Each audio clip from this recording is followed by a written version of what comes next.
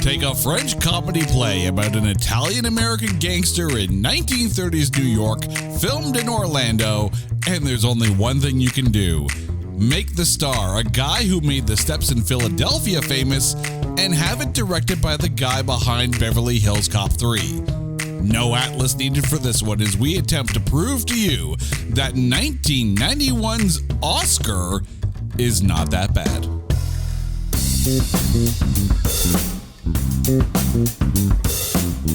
Welcome one and all to It's Not That Bad, the podcast that looks for A grades in B movies. And I'm going to put a full disclaimer on this episode right now. The opinions you are about to hear come from people who are extraordinarily biased because we are talking about a film that we absolutely love. That's because we are talking 1991's Oscar. And here to join me on this episode is the boss, my lovely wife, Carrie. Carrie, how are you doing today? The boss. I like that. You're supposed to say, don't stop calling me boss. And it's on record too. I know, right? Nice. Okay, so when we were, coming up with films to cover for this week's show, and we're like, oh wait, Oscar qualifies, and it really qualifies. Your initial reaction was, how? Right? Were they watching a different movie? I maybe they were watching the 1967 film. Perhaps the other guy, Oliver. Please, sir, can we have some more funny Stallone? But it's fascinating because yes, I fully recognize that we were probably going to have to talk about some kind of Stallone comedy film because Stallone and comedy are not usually the things that you put together. But I got mad love for this film. So he's very funny. I know, that's the thing. Very charming. He is funny when he chooses to be funny. Like this is going to be a very, very biased episode. You have two people who absolutely love this film. There's zero stretch of the imagination as to how we're going to feel like when we're talking about this one. There are some episodes where we come into this with a little bit of trepidation saying, how the hell are we going to make this film sound good?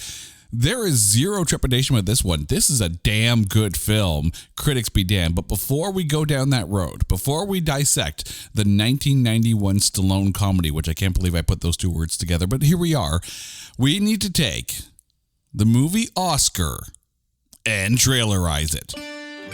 He's saved POWs left behind in Vietnam. He's knocked out every contender for the title belt. He's even proven that he should leave the singing to his brother. Now the only thing left to do is to make gangsta life funny. Sylvester Stallone stars in Oscar, thinking that the laughs from Rocky V were proof that Stallone was funny. The Italian stallion takes his funny bone out for a ride in this adaptation of a French play no one had heard of until this film. With a cavalcade of stars, a bevy of gags, and more talent than Stallone usually has around him, it's a film that will have you saying, stop, or he'll shoot a movie with Estelle Getty. Oscar, rated PG, for the play is greater.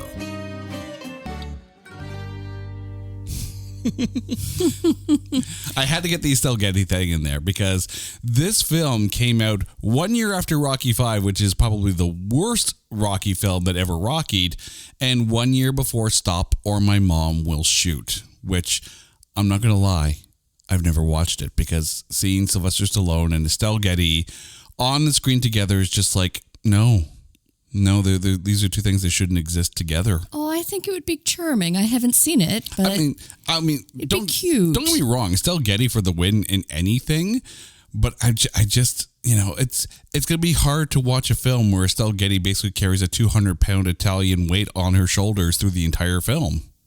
I'm just saying.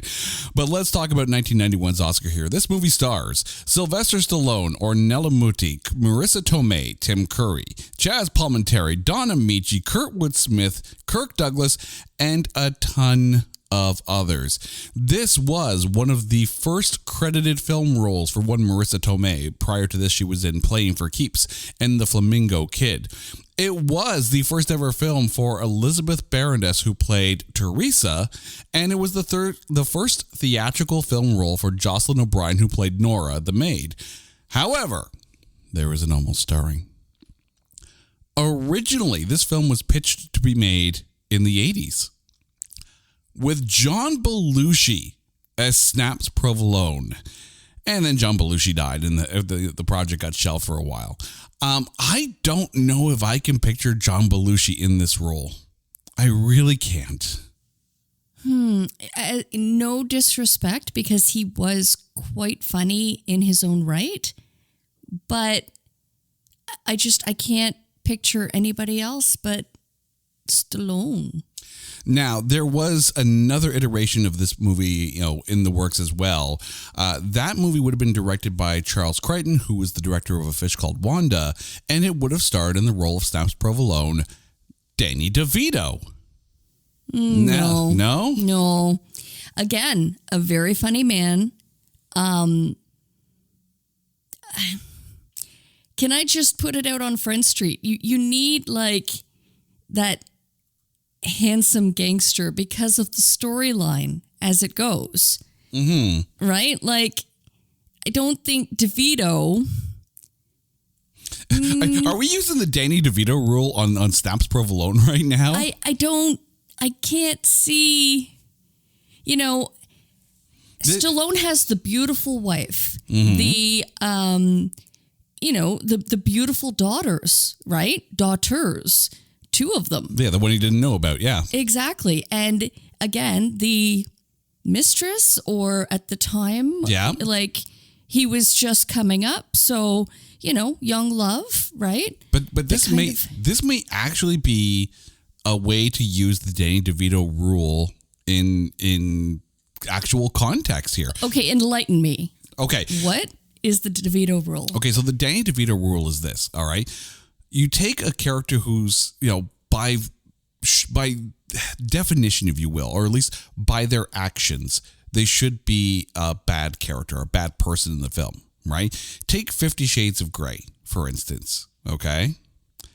Christian Grey, by what he does, is not a good person. Are you suggesting putting Danny DeVito in 50 Shades of Grey? Hear me out, okay? but because he's handsome and rich and suave and all of that kind of thing, you overlook the fact that he's got a thing for whipping Dakota Johnson here.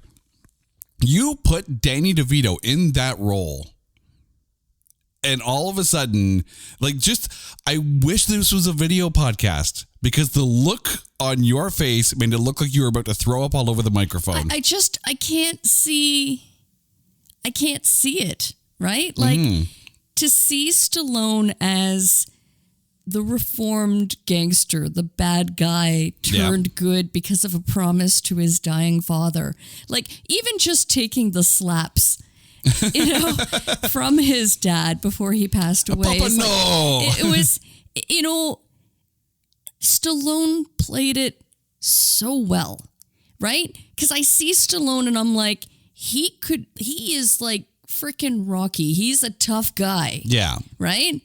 Tough guy, but his papa is mad. And don't mess with his papa. He made a dying wish, or dying request that he would turn his life around. And so, he has to. Now, right? Apparently, it's funny you mentioned that scene, right? Because apparently, in doing the research for this, apparently at the AMI Awards or something like that, Kirk Douglas was given a life award, and they talked about that scene, right? And apparently, it was he swung and missed, right? Clearly a film slap, right? They'll put the slap in post, right? And Stallone's like, no, hit me. And Kirk Douglas is like, what? He's like, no, go ahead, hit me. Hit me with what you got. Kirk Douglas played Spartacus. Kirk Douglas slapped the ever-loving out of Sylvester Stallone, to which Stallone's like, I learned you never mess with Spartacus. Love it. Right. Now, John Landis, of course, is the director of this film. Landis' first choice to play Snaps Provolone was not Stallone. It was, in fact, Al Pacino. Even no, because I don't know if I could see him being so funny. Oh, Pacino can be funny, but... Stallone, though, he towed the line between what could be a tough guy gangster to, like, just a really genuinely funny guy. Like, he really is... He's a family man. Yeah. Right? And he wants the best for his daughter. And even in spite of all of this badness going on, his accountant stealing from him and then constantly like getting his money back and then losing it again. Like he just kept such humor. Yeah. You know, and instead of being a tough guy and like actually popping someone, he like took away all of his cronies' guns and weapons, which is the funniest scene. You know, he's just going through every pocket and pulling out every weapon you could imagine. Yeah. And then the chicken leg. Now, this Brilliant. film, as much as we love it, it did not fare well when it first came out. At the 12th Annual Razzie Awards, Stallone was nominated for Worst Actor that year. He lost to Kevin Costner for Robin Hood, Prince of Thieves, which kind of shocks me because, I mean, I get, right? The whole thing about, you know, hey, you're going to make a Robin Hood film. Why don't you get a guy with a proper British accent? I didn't think Prince of Thieves was that bad, but when I saw that, I'm like, who the hell else was nominated that year? So let me go through who else was nominated for Worst Actor that year, okay? Bruce Willis for Hudson Hawk, another movie that we have discussed on this show. Andrew Dice Clay for Dice. And then probably the person who should have won it, Vanilla Ice for Cold as Ice. How? Wow. Like, I mean, say what you will about Robin Hood, Prince of Thieves. I thought Kevin Costner did a pretty damn decent job, but it's a wonderful film. Sylvester Stallone is absolutely wonderful in this. How did Vanilla Ice not win that award? That is shocking. Like, you who listened to Vanilla Ice back in the day, oh yeah, are currently shaking your head at the fact that Vanilla Ice and In Cold as Ice. Because as good at the time as Vanilla Ice's music. You said that with a straight face. His acting ability, however. The acting ability you put in saying Vanilla Ice had good music is better acting ability than Vanilla Ice had in Cold as Ice. Although that being said... I'd like to thank the Academy. Right. Now, that being said, I think at some point we may have to cover Cold as Ice. You do realize this. Ooh. Mm-hmm. We're going to go down that road. Also, at the 12th Annual Razzies, Marissa Tomei was nominated for Worst Supporting Actress. She lost to Sean Young in A Kiss Before Dying. Also, John Landis was nominated for Worst Director. He lost to Michael Lehmann for Hudson Hawk. And the film was given a dishonorable mention at the 1991 Bad Movie Stinkers Awards. The movie that won that year was Nothing But Trouble. Now, that didn't really help it at the box office. This film, according to IMDb, has a budget of $35 million. And I have to put this out there that I'm willing to cut them a lot of slack. Because apparently while they were filming one night, there was a massive fire on set and they lost cars and wardrobe and the whole works and had to shut down production for 2 weeks in order to be able to get things back in place. Apparently one of the crew members started the fire. So there's arson or like by arson. accident? No, I don't know if it was arson or by accident. I really don't know. But on IMDb, it said that one of the crew members started the fire.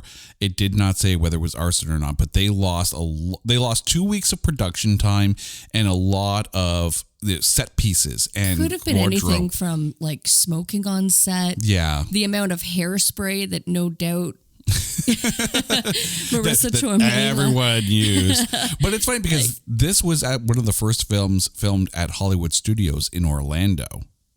So, yeah, when they mentioned that Marissa Tomei met someone at Club 33 at the Speakeasy, Club 33 apparently is a secret club hidden in Hollywood Studios in Orlando at Walt Disney. Like a real thing? It's a real thing, apparently.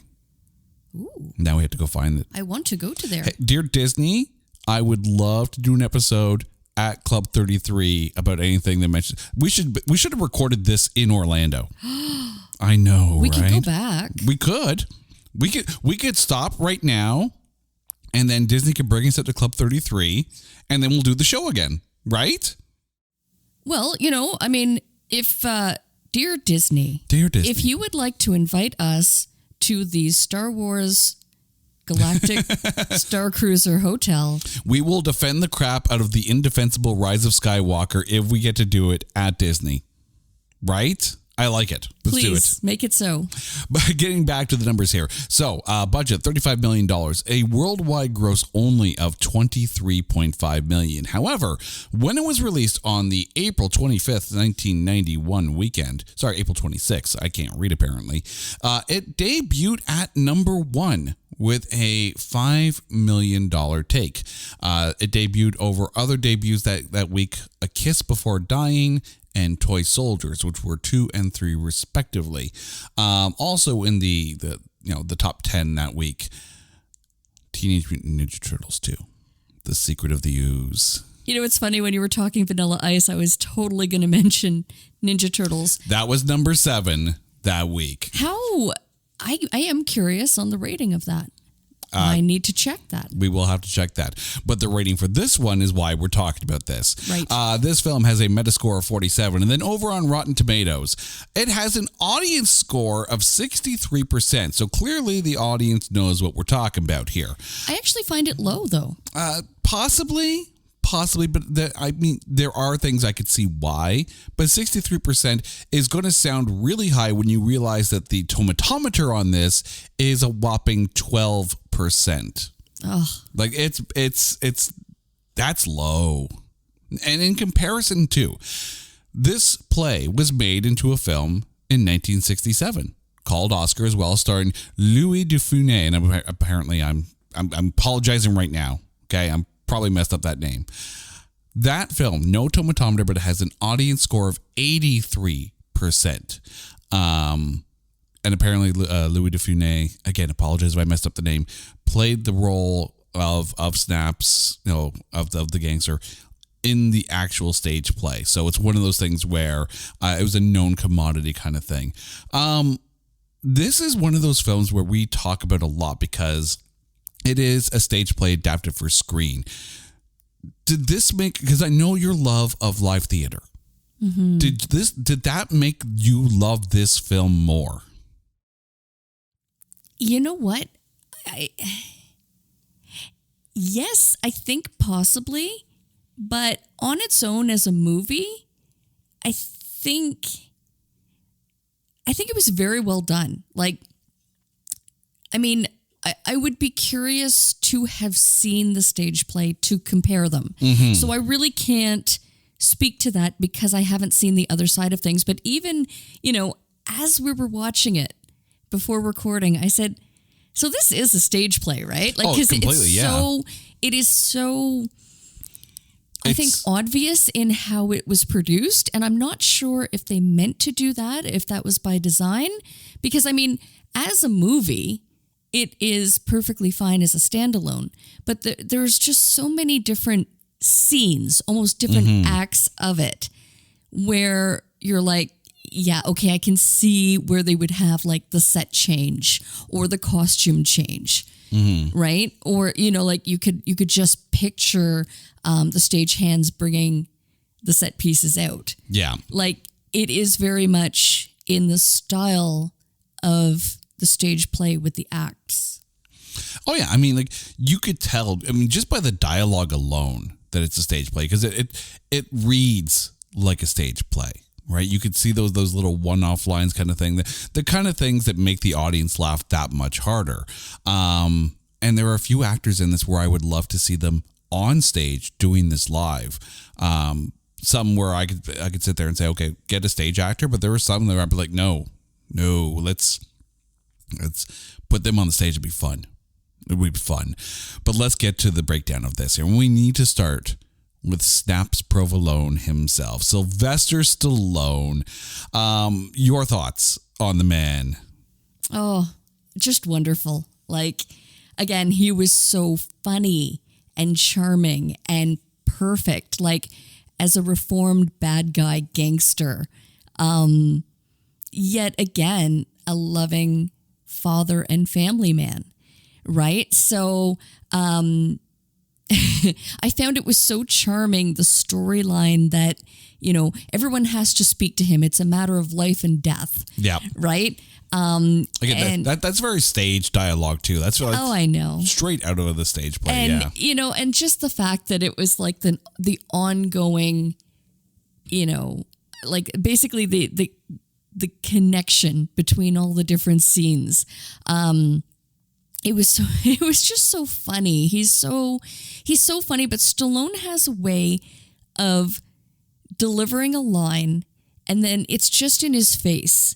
Like it's not even, the humor is not necessarily in the line being spoken, but in his facial expression. Mm-hmm. And I think as a stage play, that might be lost the further back that you sit. So I think as a movie, it was a better choice. Oh, no, he definitely gave a good screen performance of Snaps. Yes, you're right. I think a lot of the nuance of his performance would have been lost on the stage, especially if you can't afford the good seats kind of thing. I'm going to say something real controversial here. Ooh, bring it. As many roles and as iconic roles as Stallone has portrayed and created for the big screen, this is in the top 5 of all Stallone films for me. I agree. But here's the controversial part. In that top 5, there isn't a single Rocky movie, there isn't a single Rambo movie, and there isn't a single Expendables movie. Wow. Yeah. Okay. Hit me with the top 5. And P.S., I would say I agree. I am not so sure that Stallone himself would agree. Maybe not, but I think he had a ton of fun making the film, though. I think there was an article where he said that there was only one film that he wished he hadn't done, and that was Rhinestone with Dolly Parton. Now, he did say that Dolly Parton was one of his more favorite female co-stars to work with because it's Dolly Parton. Let's call it what it is, right? But I mean, like, if you're looking at my top 5 as far as Stallone films, it's this, okay? It's playing John Spartan in Demolition Man, because Demolition Man is just a gem. I strangely love him as Judge Dredd, right? It was fun. Loved him in Tango and Cash, because again, Sylvester Stallone and Kurt Russell just trying to one up each other. Tango and Cash it's just a gem of a film. And then the dark horse in this is Daylight. He plays a guy by the name of Kit Latura. He gets stuck in one of the New York tunnels when an explosion goes off on either end, and he has to get the people who are stuck in the tunnel out from under the tunnel, because of course it's under the Hudson, right? So it's typical Stallone kind of action film, but there was just something about that character for him that it really worked well for me, because the thing with Rocky and the thing with Rambo is that these characters became larger than life, right? And I'll admit I do appreciate Rocky 4. I think more because of the soundtrack and the montages, because it was of the time, really. But I mean, those 5 films, this and the other 4, like, that's prime Stallone for me. It's interesting because I was going to say you picked most of his comedic work and kind of overlooked, again. Well, I don't know if Judge Dredd can be counted as comedic work. He was fun, but I don't know if he was funny. Daylight's not a funny film. Daylight's one of his more, I mean, that's kind of up there with Cliffhanger, but I wasn't the biggest fan of Cliffhanger. But Daylight was one of those, and movies like Lock Up, right? Like, these are films that I think are underrated as far as Stallone's overall filmography go. But that's just me. Moving on. Anthony Rosano, Little Anthony, as played by Vincent Spano. How was Little Anthony for you? He was fantastic. Oh, he was, you know what? He played it so well. Like, he could basically deliver the news that he has been stealing from a gangster, right? And it's okay because the intention was to turn and save and give it back to his daughter as a wedding gift. Yeah.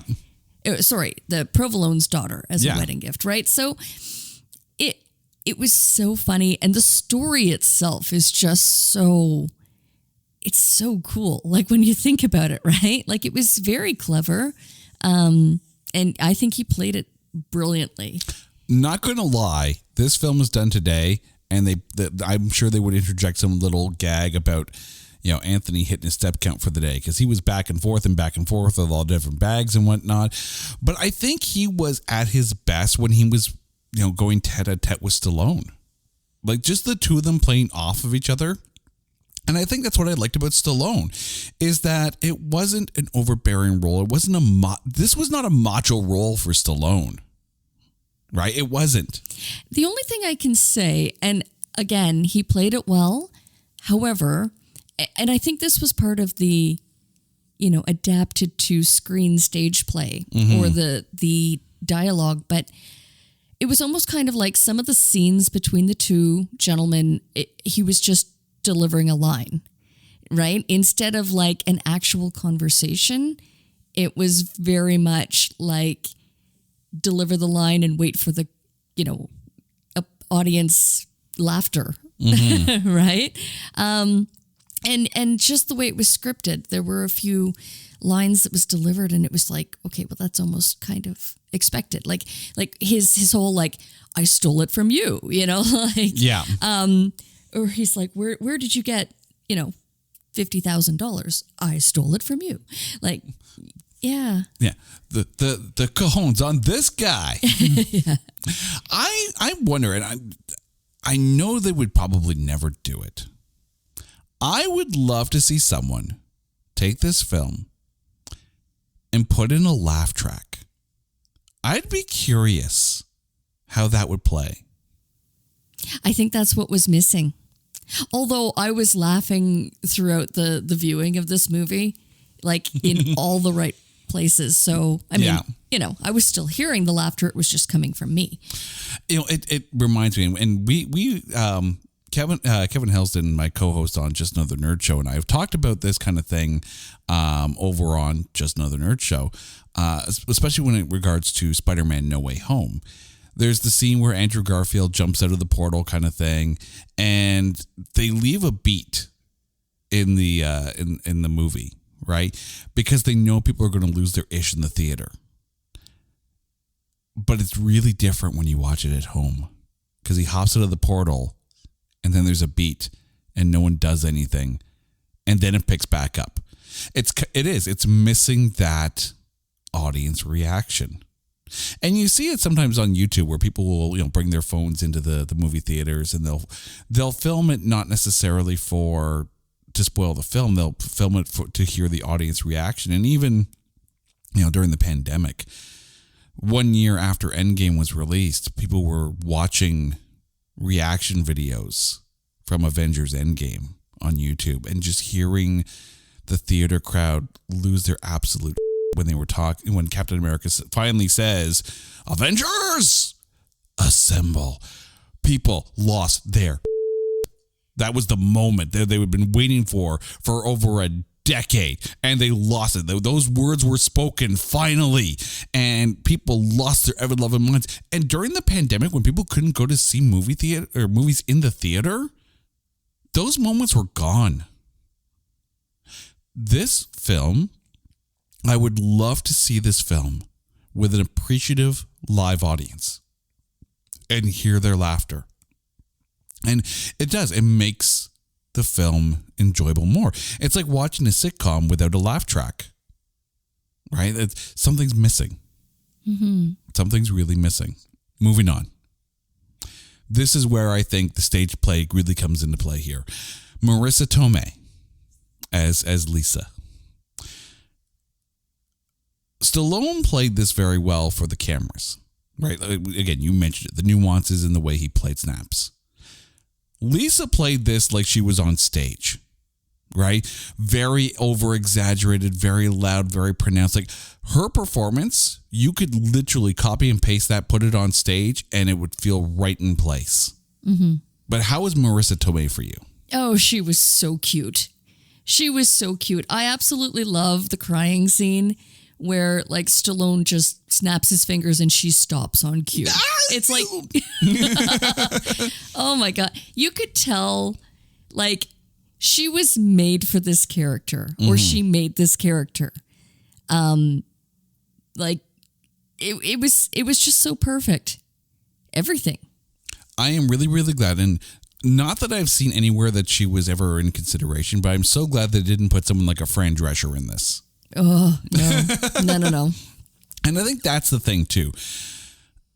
This is nothing against Marissa Tomei, okay? But her voice in this film does bring back memories of Fran Drescher. Oh, that's not fair. But it's not her, though. It's the character she's playing. She's playing Lisa in a way that makes you think Fran Drescher. Just from a vocal standpoint. Yeah, but I mean the character of a spoiled, like well-to-do family. You know, here's what I don't understand though. If she wants to get out of her parents' house, how was it that she hooked up then with Oscar Because she snuck out and went to the speakeasy at Club 33. Yeah. Yeah, but like, I don't know. How was she sneaking out?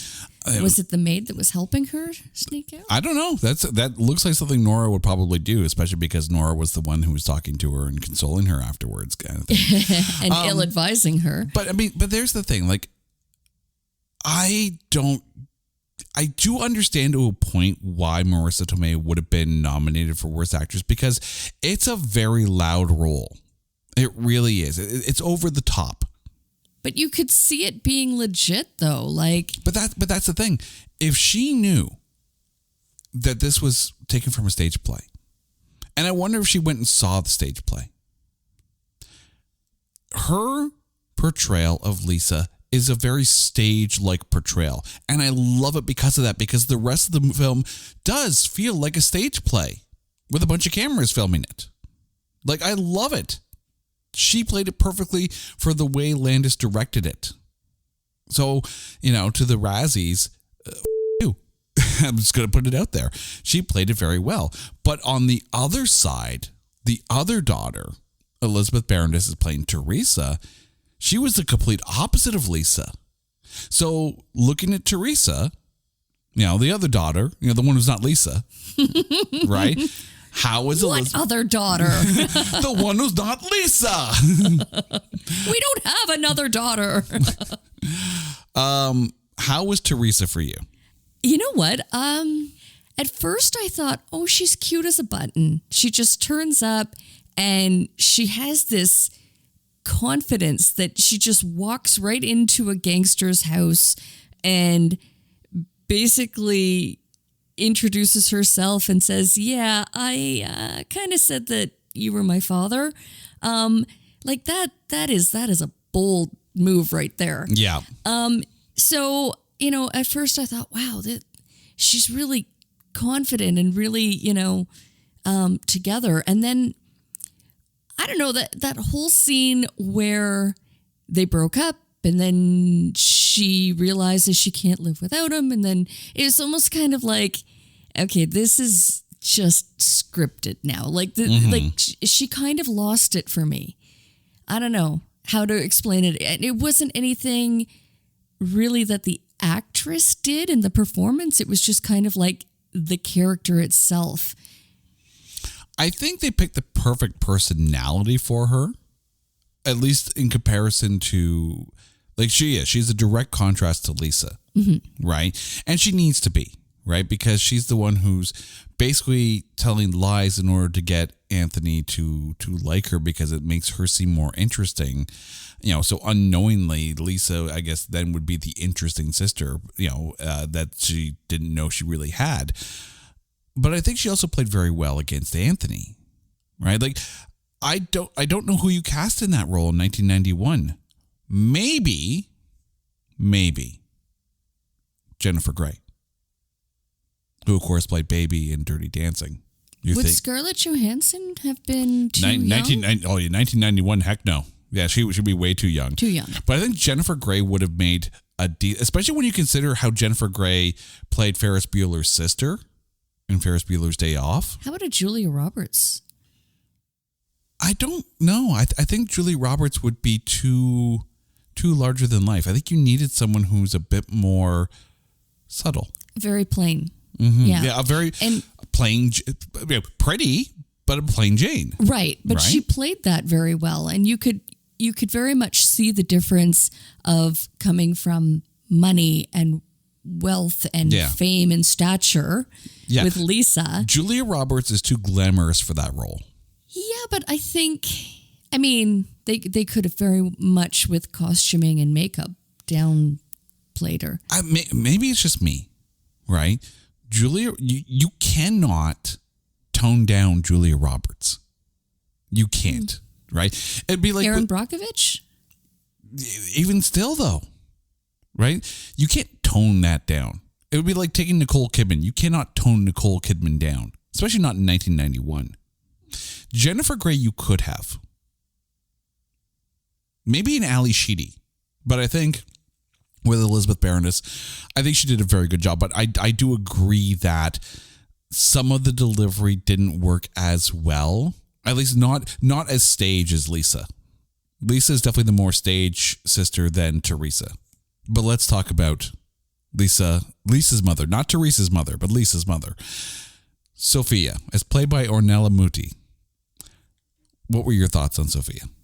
Oh, she was great. My baby. I have to be honest here, okay?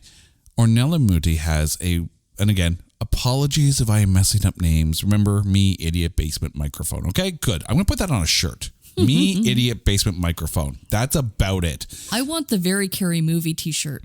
Apparently, we need merch in 2023. That's going to happen. Make it happen. Yep. Unfortunately, we would try and sell it on Twitter, but who knows if Twitter's going to last. But we'd have to give Mr. Musk a cut. Yeah. No. Yeah. He gets nothing. No. Nothing. Ornella Muti has a very, very long and distinguished filmography. I know her from only 2 movies. This one and Flash Gordon. And I loved her in both.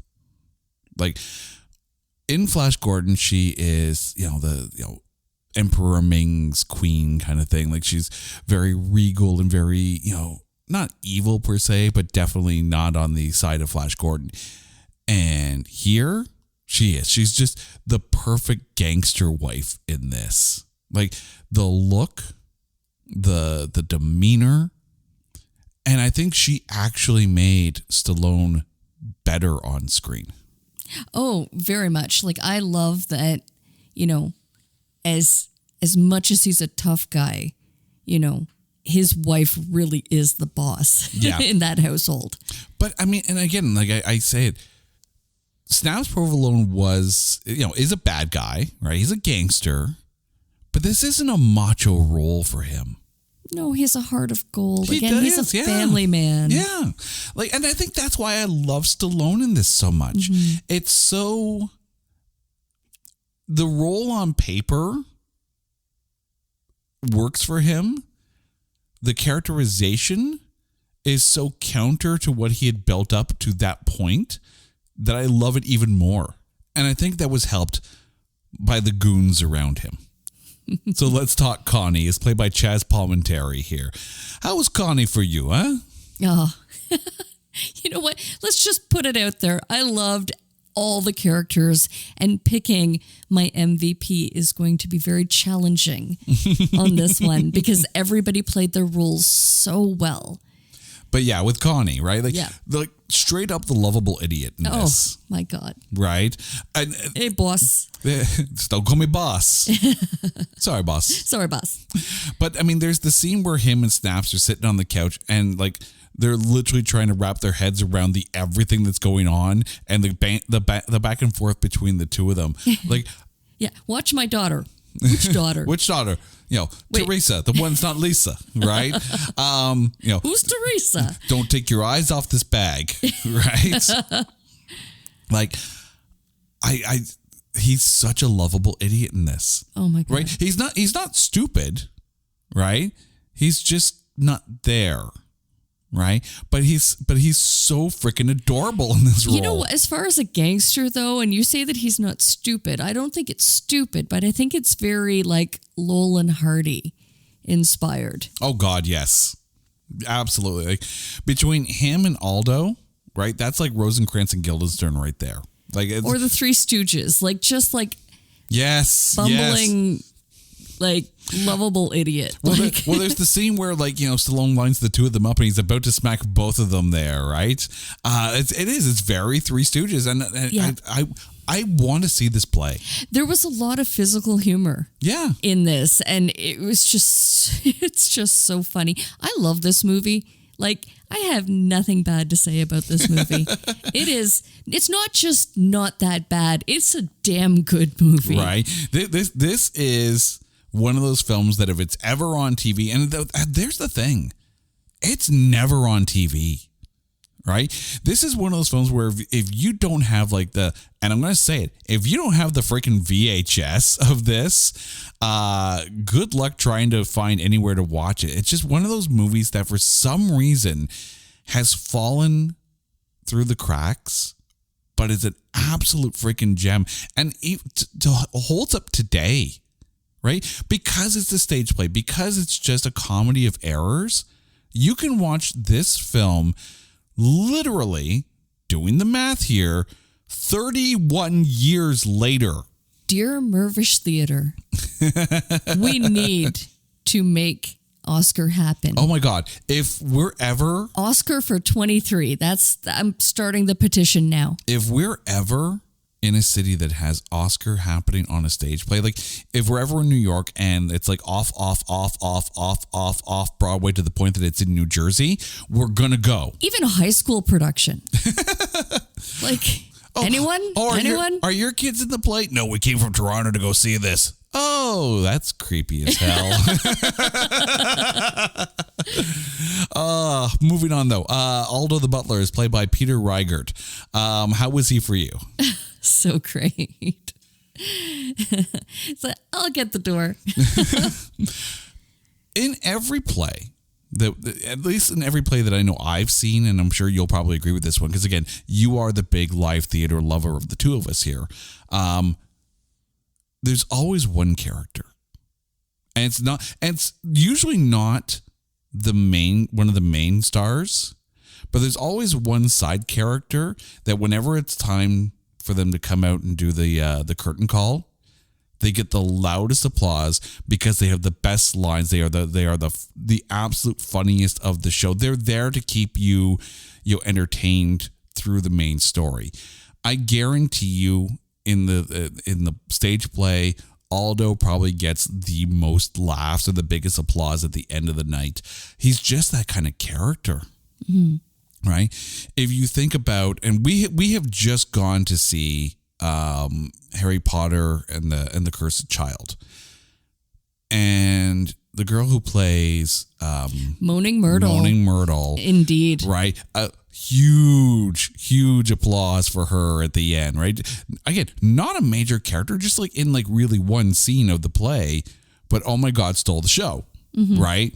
I wonder though how much of that now. Don't get me wrong, she was fantastic. The mm-hmm. actress, the stage play actress who played Moaning Myrtle was brilliant. She played it perfectly to what you would expect from the movie. However, where I'm going with this is Moaning Myrtle is such an iconic character and not, she's not necessarily one of the main ones that you tend to think of when you think Harry Potter, but just such an iconic character that she even has her own space at Hogsmeade.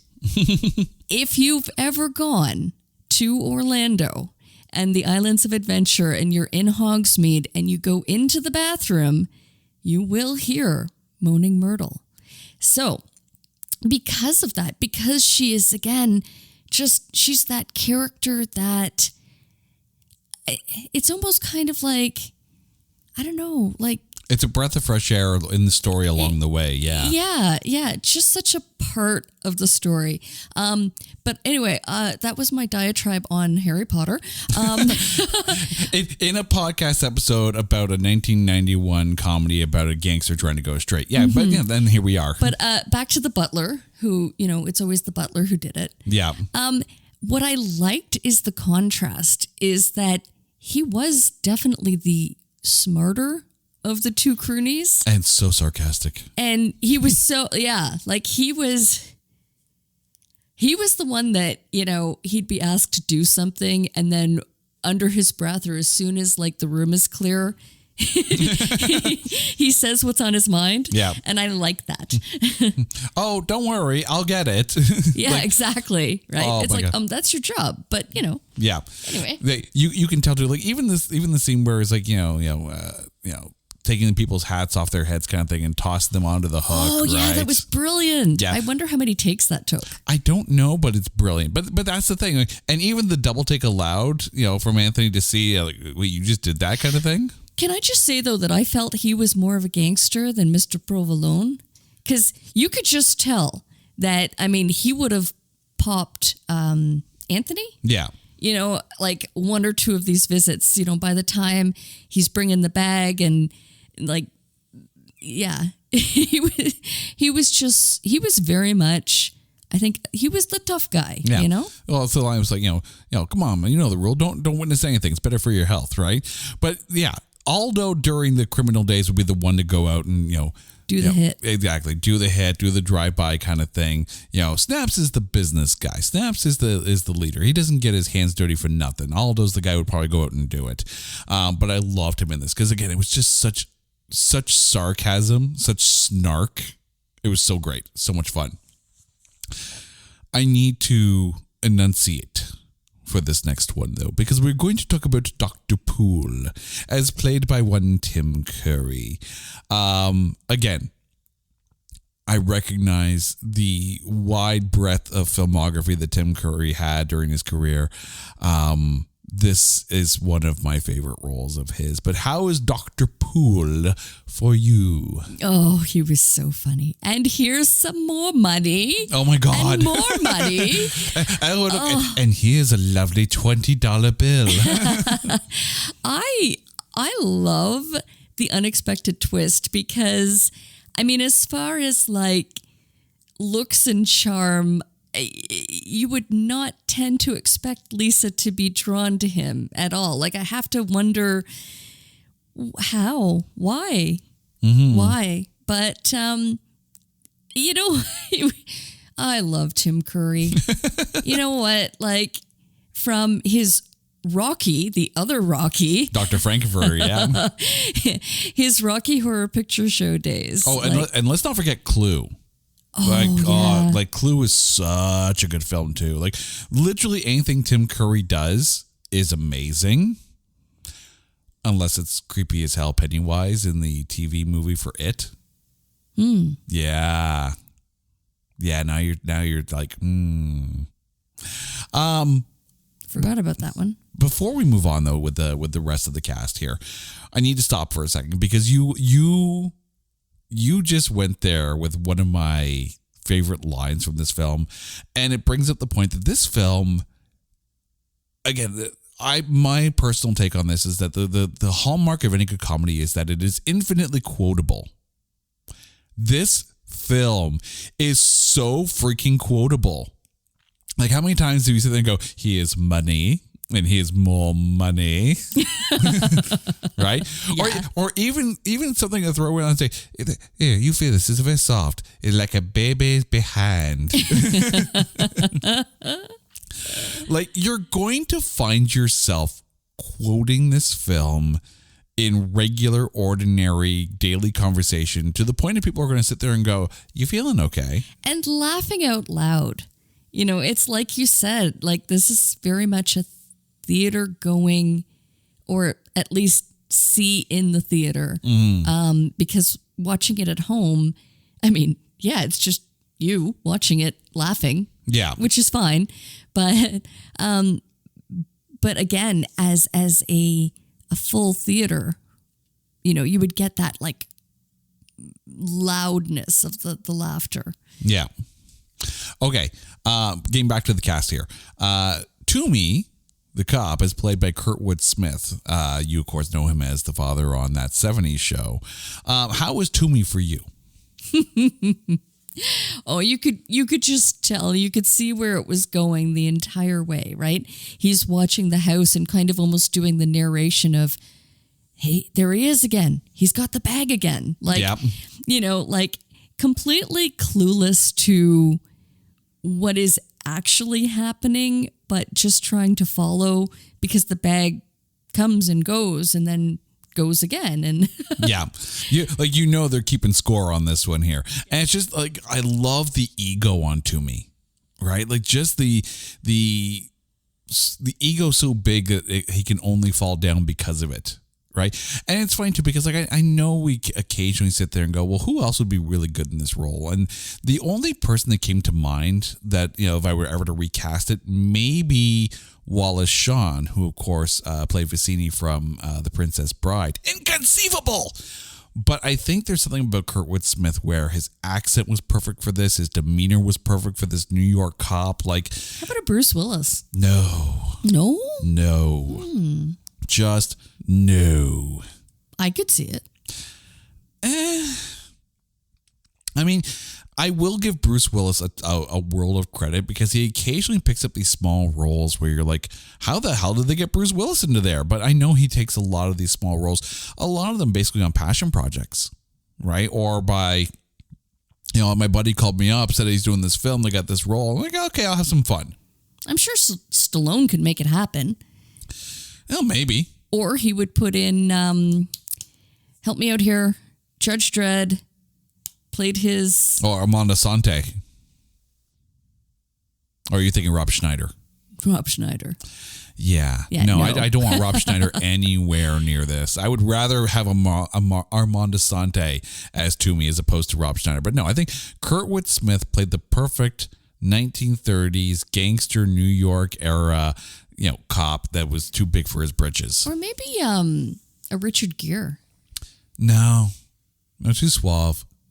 Too suave. You think so? I could see Richard Gere as Dr. Poole. Kind of the weathered cop, kind of. Yeah, no. You could picture he's drinking the bourbon after his shift. Although that being said, you get the guy who played Detective Bullock from the Tim Burton Batman films, and now we're talking. Oh, hey, you want a drink? Well, alcohol paid for most of this house. No, because alcohol is bad. It's prohibition. Exactly. Kirk Douglas as Snaps' dying father. Holy crap. Holy crap. Like, freaking love Kirk Douglas. But how is he for you? I actually didn't realize it was Kirk Douglas until now. Really? Yeah, he makeup, right? They made him look very aged. No. Well, keep in mind, this is Kirk, not Michael Douglas. That's Kirk Douglas, right? Michael's father. Yeah, Kirk Douglas was like, he was just so much fun in this. By the way, Kirk Douglas, if you ever want to have Kirk Douglas like and a ton of fun, he's in a movie called Tough Guys, and it was so much fun. Like, just, oh my God. The Kirk Douglas having fun is the best Kirk Douglas. And again, we are talking to the guy who played frickin' Spartacus here. So the fact that he's sitting there, really give and snaps the gears in this, right? From this deathbed, like straight up guilting him the whole way. Like, I loved this. It was so much fun because it was an actor of his stature in that role. And as an opening scene, it sets the tone for everything, right? Before you get to the claymation, la la la la la la la la la la la la la. Which, how many days after watching the movie would we just break into that to the point tune? Where our kids were telling us to shut the hell up. Yeah. Well, for that reason alone, Pretty much. But yeah, like when you have a small fun role like that, it's so much fun to put someone like a big name like a Kirk Douglas in there. That's always too much fun. A couple of smaller roles to talk about here. Jocelyn O'Brien, who played Nora the maid. How was Nora for you? Excellent. Oh, she was so, like, she could hold her own. She was perfect. Yeah, she had some stage sass going with Nora. Like, again, very much like Marissa Tomei. Like, I do wonder, and I didn't see anything written about preparation by the actors for the roles, but I wonder how many of them went and saw the stage play before being in this film, because it felt like some of them did. Okay, so before we, there's a couple little things here that still continue here, but I'm going to play a little game with you here, okay? I want to play a game with you. Okay, we're not covering Saw. That's a whole other movie. Yeah, that's when we start covering the Saw films, but no, I want to play a game with you. So far, we've spoken about Saw and Harry Potter. Yeah, Harry Potter. This is the scariest podcast about a 1991 comedy starring Sylvester Stallone. Yeah. Okay, Lord Voldemort, what you got for me? Okay, so here's what I'm going to do, okay? I'm going to give you the actor and the role that they played. You tell me if you want to see them on the stage or not. Okay, so for example, Sylvester Stallone as Snaps, stage or not? Like stage or like movie. Be in the play? Film. Yeah, be in the play, or would you rather have someone else play that role on stage? Okay, so this isn't that I would rather see the cameras on them so I could see the close-up on their face. Exactly. So if you were to take this cast, okay, all right, or take this movie, put it back on the stage kind of thing. Oh, like, okay, yeah. recast. So, yeah, exactly. So Stallone as Snaps, on stage or put someone else there? 100% on stage. Really? Yep. I would put someone else there. I don't know who. I think I'd put someone else there. Vincent Spano as Anthony Rosano, stage or no? Yeah. On stage. Okay. I don't think I would change the cast. I think I could just, I can quash the game right here. There is not another actor. So first of all, if you were comparing it for film, I couldn't see any of the actors recast. Okay. I'm going to challenge you on this one, though. Elizabeth Barondess, who played Teresa. The one person who you haven't been gushing over in this, would you put her on the stage? I wouldn't replace her. I think that her delivery was fine. It was wonderful. I think the character itself was written almost kind of like, at first you think she's very confident and self-assured, and then she gets a little wish-washy, I think. And I'm not sure if it's because of love. It could have, affected her better judgment. But I think, she is stronger than that. Like, I think she's a very strong character. She holds her own against Mr. Provolone as she's, admitting her trail of lies. And then she finds out that, her mom actually did hook up with Mr. Provolone, and he actually is her father. Like, also, it was spoilers. It was all so very stage, and very convenient. But again, like, she just kind of, I don't know. In the end, the character disappointed me a little bit. Okay, I have to go here though. We keep saying stage a lot. And I think it's no big surprise that, we've talked about this on the show so many times. Staged is one of our favorite shows of all time. Saddle up, Sheeny. So I'm gonna put this to you here. You have to put Michael Sheen and David Tennant in one of these roles. Ooh. Okay, hold on. Yeah, we are straight up stage stands here, so we'll talk about Staged as often as we can.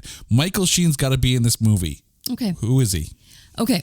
Can I do Tennant first? Do Tennant first. Okay. David Tennant is Anthony, the banker, the investment guy. Okay. Michael Sheen as Tim Curry's role. As Dr. Poole. Dr. Poole. Because Interesting. the pronunciation angle, I could 1,000% see Michael Sheen. Interesting. Oh. I will agree with you that I think Michael Sheen should have been Dr. Poole. Or could be Dr. Poole. That would be fine. David Tennant, however, I want him as Aldo. I want that Tennant snark as Aldo. I can see that. Yeah. I want that sarcasm from Good Omens brought right into Aldo. Although the brimming with confidence to, sit and tell your boss that you've been stealing from him, I can see Tennant being able to deliver that. No, that's Matt Smith. Ooh. Aha! Yeah, went there. Okay, one last thing to talk about before we get to our MVPs. And we have to talk about the Finucci's. Martin Ferrero and Harry Shearer as the Finucci brothers, right? They make it very nice. Very soft, like a baby's hand. Oh my God, they're so great. What was it about? What was your favorite Finucci part? Because the Finucci's were so much fun in this. Oh my gosh. Okay. When it was set up that they were hitmen instead of tailors, and they were so proudly talking about a job that they just did. Yeah. And they even had a newspaper clipping. And he's like, "You did this?" And it was like, what? They were talking about the suit of the deceased body. Yeah. The deceased gangster. Oh, we get a lot of work from this photo. And oh my God, it was the funniest. It was just the funniest. Like, they were perfect. I think for me, it was, aside from the baby's behind line, it was Harry Shearer, oh, don't worry, we make you look like a banker. Take off your pants. And it's like, oh God, that's just the bluntness of it was just so brilliant. And then Stallone's face after. Yeah, exactly. Right. Like that line doesn't land if Stallone doesn't have the reaction. You know what? And he didn't even have to say anything. It was all, again, half of his comedy is in his facial expressions. Yeah. I will say too, again, going back to Stallone, after his father passes away and does the final slap kind of thing, Stallone then breaks the fourth wall and looks down the camera lens. And it's like, right at that moment, you're in for a fun ride. Again, full credit also has to go to John Landis. He directed an absolutely fun film. To the point of, I still hold this up as one of my favorite Stallone films of all time. John Landis, directing brilliance. Don't get me wrong, right? I know originally they were thinking of having the guy who directed A Fish Called Wanda, Charles Crichton, to direct it. And Fish Called Wanda, that is an 80s classic. That may be one of the top 10 80s films of all time, personal opinion. Fish Called Wanda is brilliant. Fierce Creatures maybe not so much, but Fish Called Wanda is brilliant. But John Landis definitely nailed the landing on this. You know what? Now that you mention A Fish Called Wanda, I don't know where I got this, but I would love to see John Cleese in this. John Cleese as maybe the butler. As maybe. Aldo? Yeah. I could see him as Aldo a bit, although that being said, Kevin Kline as Anthony Rosano. we're talking here. Yes, absolutely. All right. You cannot hide from this anymore. It is time. Oh, I'm ready. All right, Carrie, who is your MVP of 1991's Oscar? You know what? I gotta go with Nora. Really? Yeah. I was sitting here thinking, are you even going to mention her? Does she even get an honorable mention? We did talk about her. We talked about Jocelyn I know, O'Brien. Yeah, I know, but it was so far into so late in the game. Yeah. I thought she was so funny. She was pivotal in Lisa's, story, or how it went down that, she's like, it's okay, just tell him you're pregnant. Can I talk to you now? Right? Yeah. And then, of course, when she shows back up with the fur coat and whatnot because she's marrying Bruce Underwood kind of thing. Yeah, it's and the fact that she actually returned the jewels. She did. I mean, numerous times. She totally could have just. I mean, she's marrying. He's a gangster too, right? Yeah. So she could have just taken them and run, she owed Mr. Provolone nothing. Yeah. She left. Oh, what was it? And she was like, I expect the day's pay. Yeah, exactly. I liked her. I liked her a lot. Again, I can see that character especially either both on stage and on film. I absolutely. She would have been so brilliant on stage. She would have been the character in the encore that would get a loud applause. Okay. Well, I mean, my MVP is probably the person that would come up beside her during the applause section, and that's Peter Reigart, who played Aldo. There was just something about, his sarcasm, his wit, his timing, just the everything about him. And the funny thing is, he played a very stage role as far as Aldo goes, but he played to the camera so well. He found the perfect balance, I found. It's interesting because I did not see that coming. I thought you would have picked Tim Curry, Mr. Poole. I mean, Tim Curry is a genius anytime he's on screen, right? But there was something with Peter Reigart where, and I think maybe it's the weight of expectation, right? When Tim Curry's on screen, you expect the absolute best, and you always get it, right? He brought it. Oh, exactly. But Peter Reigart, right? I am not familiar with his work, really. And I'd have to go back and take a look at his filmography to see if there's anything I actually recognize there. So it's such a pleasant surprise to he really stood out in this. He was such a scene stealer, right? In a movie that is a ton of wonderful scenes, he stole a lot of them. It was brilliance from him. Just really appreciated what he brought. I mean, and again, same thing with Jocelyn O'Brien, right? Whenever she was on screen, she stole the scene. And I think, I think credit has to be given to Stallone, right? In that, he, by this point, we're, 5 Rockies in, at least 2 Rambos. I can't remember when Rambo 3 came out. I think it was Rambo 3 came out after this. Right? Tango and Cash, Lock Up, Over the Top, right? There's so many, there was such a filmography already.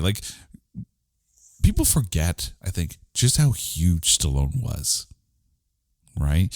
So to be in this movie, to allow himself to have fun, and really to let the other actors around him shine and make the scene.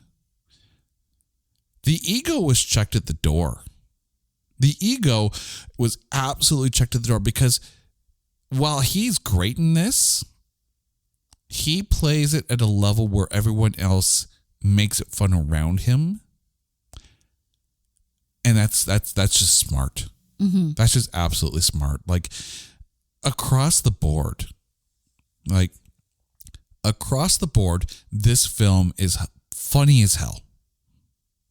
It's it's an ensemble comedy as far as I'm concerned because everyone brought it. Very much. And can I just add that Marissa Tomei was unfairly maligned. Aha! Because she really did play the character of Lisa very well. Oh, yeah. She played her spoiled, which is what Lisa should have been. Exactly. And this is Marissa Tomei. And that's acting. That's Aunt May we're talking about here. So, she was so good in that role. Oh, absolutely. And played it so well. And I applaud her. I don't think that she should have. No one should have been mentioned to the Razzies at all for this. Like, I appreciate people, seeing Stallone as a gangster in a comedy and shaking their heads in 1991.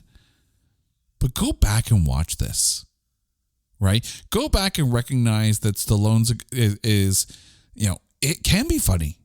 He absolutely, and this, again, in my opinion, was the start of a stretch of some very good underrated films. Demolition Man should go down as actually one of his best because it's so smart and it's so, it's an action film and a comedy and a social commentary. Like, there's so much to Demolition Man that people have basically said, like, yeah, it was liked enough, but it gets liked more and more and more. And you see that on TV networks all the time.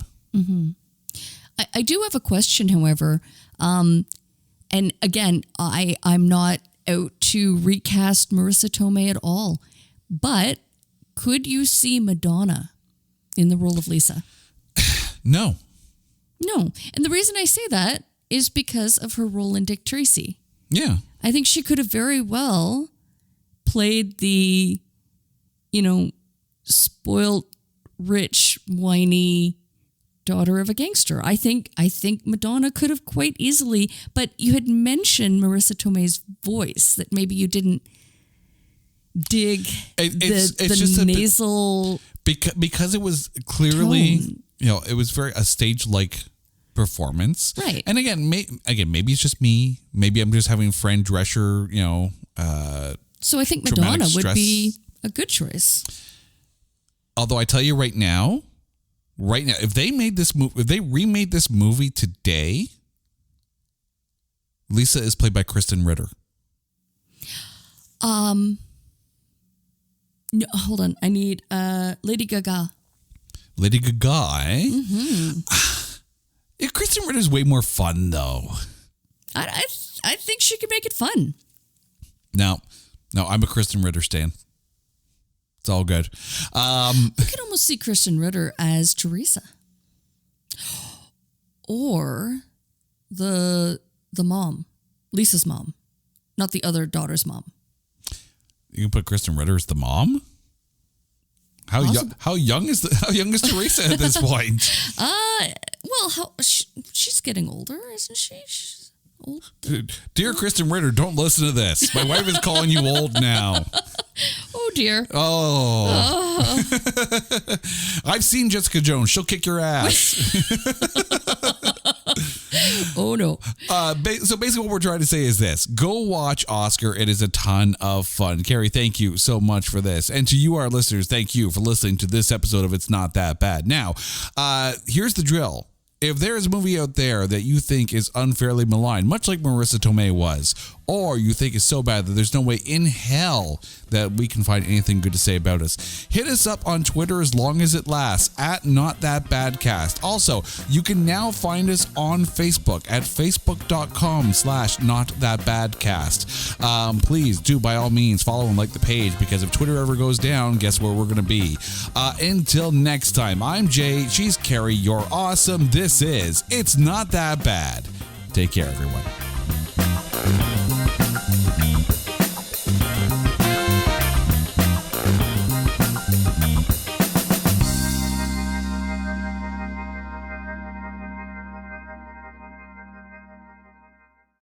Hey folks, Stefan Shirazi and Renee Richardson here from the Metallica Report. And we are proud members of the Pantheon podcast family, where the best of music and podcasts unite. We've got something pretty cool for you. we're giving away an exclusive Metallica merch package worth over $250. That's a whole lot of Scary Guys, skulls, M72, and other sought-after Metallica swag. And we've made it easy for you to win. Follow and share the Metallica Report, and you're in the game. Go to pantheonpodcast.com/Metallica, enter your email, and hit that button to be entered to win. And just like that, you're eligible for our monthly exclusive Metallica merch package. And guess what, rockers? You can enter every month, so just do it. And while we love our global brothers and sisters, the lawyers won't let us ship outside the U.S.